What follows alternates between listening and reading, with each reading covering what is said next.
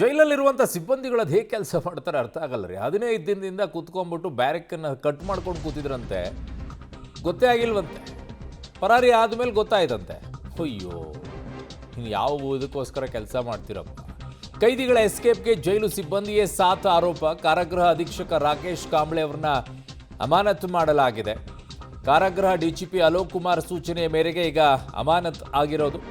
ಕಲಬುರಗಿ ಕೇಂದ್ರ ಕಾರಾಗೃಹದಿಂದ ಕೈದಿಗಳು ಪರಾರಿಯಾದಂಥ ಪ್ರಕರಣ ಇದೆಯಲ್ಲ, ಕೈದಿಗಳ ಎಸ್ಕೇಪ್ಗೆ ಜೈಲು ಸಿಬ್ಬಂದಿಯೇ ಸಾಥ್ ಕೊಟ್ಟಿರುವಂಥ ಆರೋಪ ಈಗ ಕೇಳಿ ಬರ್ತಾ ಇದೆ. 15 ದಿನಗಳಿಂದ ಬ್ಯಾರಕ್ಕನ್ನು ಕಟ್ ಮಾಡ್ತಾ ಇದ್ರಂತೆ, ಕಂಬಿಗಳನ್ನು. ಅಲ್ಲಿಂದ ಪಾರಾಗಕ್ಕೆ 3 ಜನ ತಯಾರಿ ಮಾಡ್ಕೊಂಡಿದ್ರು.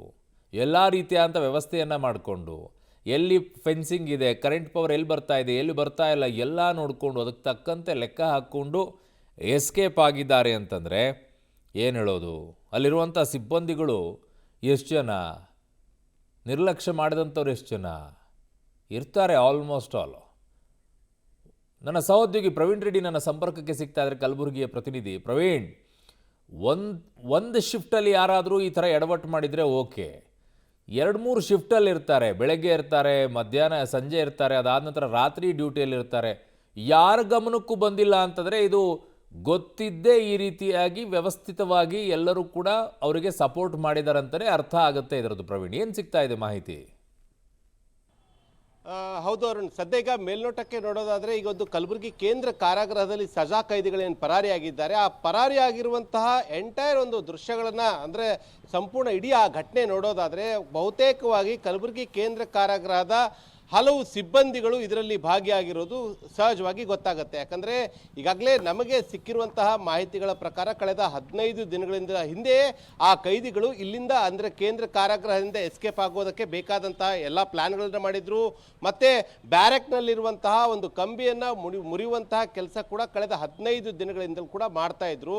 ಅದಾದ ಬಳಿಕ ಏನಂದರೆ ನಿನ್ನೆ ರಾತ್ರಿ ಸುಮಾರು 3 ಗಂಟೆಗೆ ಏನಂದರೆ ಬ್ಯಾರಕ್ಕನ್ನು ಸಂಪೂರ್ಣವಾಗಿ ಆ ಒಂದು ಕಂಬಿಯನ್ನು ಮುರಿದು ಅದಾದ ಬಳಿಕ ಏನಂದರೆ ನೇರವಾಗಿ ಜೈಲಿನ ಒಂದು ಬಲಬದಿಯಲ್ಲಿರುವಂತಹ ಒಂದು ಕಾಂಪೌಂಡ್ ವಾಲ್ ಕಡೆ ಹೋಗ್ತಾರೆ. ಅಲ್ಲಿ ಅವರ ಶರ್ಟ್ಗಳನ್ನು ಏನಿರ್ತವೆ ಅದನ್ನೇ ಹಗ್ಗವಾಗಿ ಮಾಡಿಕೊಂಡು ಕಾಂಪೌಂಡ್ನ ಜಿಗಿದು ಸುಮಾರು ಒಂದು 20ರಿಂದ 25 ಅಡಿಯಷ್ಟು ಕಾಂಪೌಂಡ್ ಇದೆ ಅರುಣ್.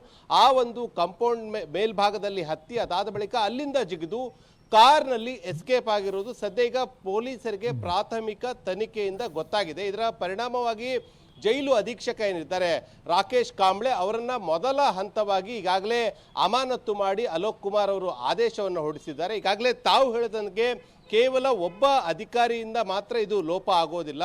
ಕಳೆದ 15 ದಿನಗಳಿಂದಲೂ ಕೂಡ ಆ 3 ಜನ ಕೈದಿಗಳು ಯಾವ ಬ್ಯಾರಕ್ನಲ್ಲಿದ್ದರು ಅಲ್ಲಿ ಯಾರೆಲ್ಲ ಕರ್ತವ್ಯ ನಿರ್ವಹಿಸಿದ್ದಾರೆ ಅವರೆಲ್ಲರೂ ಕೂಡ ಇದರಲ್ಲಿ ಇನ್ವಾಲ್ವ್ಮೆಂಟ್ ಆಗಿರೋದು ಅಥವಾ ನೆಗ್ಲಿಜೆನ್ಸಿ ಎರಡೂ ಕೂಡ ಇಲ್ಲಿ ಬಹುತೇಕವಾಗಿ 2ರಲ್ಲಿ ಒಂದಾಗಿದೆ. ಯಾವುದಾಗಿದೆ ಅನ್ನೋದನ್ನು ಪೊಲೀಸರ ತನಿಖೆಯಿಂದಲೇ ಗೊತ್ತಾಗಬೇಕಾಗತ್ತೆ. ಸದ್ಯ ಈಗ ನಮಗೆ ಬಂದಿರುವಂತಹ ಮಾಹಿತಿಗಳ ಪ್ರಕಾರ ಈಗಾಗಲೇ ಒಂದು ತಲೆದಂಡ ಏನೋ ಆಗಿದೆ. ಈಗಾಗಲೇ ಅಂದರೆ 15 ದಿನಗಳಿಂದಲೂ ಕೂಡ ಆ ಬ್ಯಾರಕ್ನಲ್ಲಿ ಯಾರೆಲ್ಲರೂ ಕೂಡ ಆ ಸುತ್ತಮುತ್ತಲೂ ಕೂಡ ಕೆಲಸ ಮಾಡ್ತಾ ಇದ್ರು. ಅದೇ ರೀತಿಯಾಗಿ ಇಡೀ ಒಂದು ಕಾರಾಗೃಹಕ್ಕೆ ಒಂದು CCTVಯನ್ನು ಹಾಕಲಾಗಿದೆ. ಆ CCTV ಮಾನಿಟರ್ ಮಾಡುವಂತಹ ತಂಡದ ಹಲವು ಸದಸ್ಯರ ಒಂದು ತಲೆದಂಡಕ್ಕೂ ಕೂಡ ಈಗ ಅಲೋಕ್ ಕುಮಾರ್ ಸಜ್ಜಾಗಿದ್ದು ಸದ್ಯ ಈಗ ಮೊದಲ ವಿಕೆಟ್ ಆಗಿ ಅಧೀಕ್ಷಕರೇನೋ ಬಿದ್ದಿದ್ದಾರೆ. ಆದರೆ ಸಹಾಯಕ ಅಧೀಕ್ಷಕರಾದಂತಹ ಚನ್ನಪ್ಪ ಸೇರಿ ಸುಮಾರು 10ಕ್ಕೂ ಹೆಚ್ಚು ಜನರ ಒಂದು ಪಟ್ಟಿಯನ್ನೇ DG ಅವರು ಮಾಡಿಕೊಂಡಿದ್ದು ಅವರೆಲ್ಲರನ್ನೂ ಕೂಡ ಅಮಾನತು ಮಾಡೋದಕ್ಕೆ ಈಗ ಕಾರಾಗೃಹ ಇಲಾಖೆಯ ಅಧಿಕಾರಿ DG ಆದಂತಹ ಅಲೋಕ್ ಕುಮಾರ್ ಅವರು ಎಲ್ಲ ಸಿದ್ಧತೆಗಳನ್ನು ಮಾಡ್ಕೊಂಡಿದ್ದಾರೆ.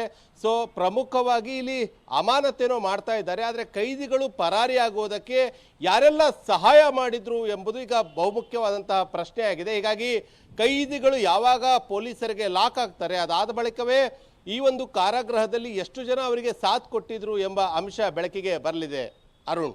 ಓಕೆ ಪ್ರವೀಣ್ ರೆಡ್ಡಿ, ನಿಮ್ಮೆಲ್ಲ ಮಾಹಿತಿಗೆ ಧನ್ಯವಾದಗಳು.